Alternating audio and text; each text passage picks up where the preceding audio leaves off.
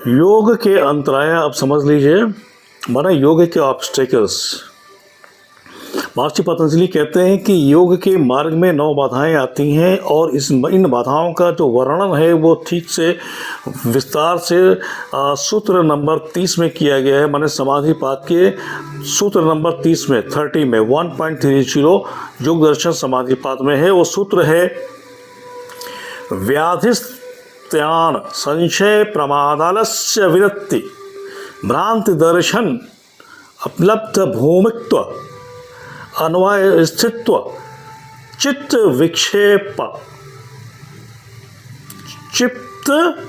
विक्षेपास्ते अंतरायः। यह सूत्र,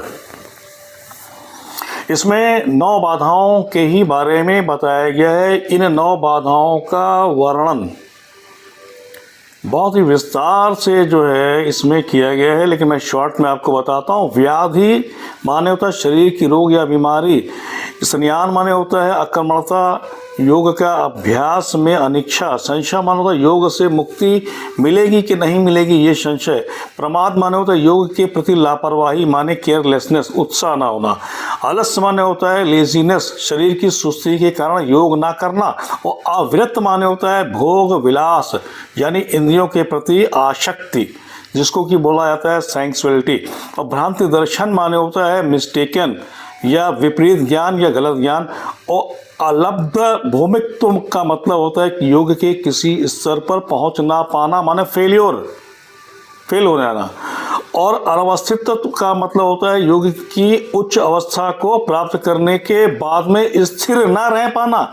कुछ लोग उच्च अवस्था पहुंचते हैं फिर नीचे आ जाते हैं।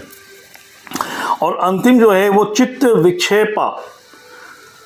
विक्षेपा का मतलब होता है कि योग के विघ्न। तो ये योग के प्रति चित्त का विक्षिप्त हो जाना। तो ये अंतराया जो है माने जो ऑब्स्टेकल्स हैं, 9 ऑब्स्टेकल्स हैं। और ये जो 9 बाधाएं आती हैं, इनमें से कोई भी एक बाधा आ जाएगी तो योग साधक को समाधि या योग की जो क्षेत्र में आगे को अग्रसित होना चाहता है उसकी समाधि नहीं लगेगी। तो ये योग के अंतराय बोलते हैं, ऑब्स्टिकल्स बोलते हैं। और ये जो है चित्त को विक्षिप्त कर देती है।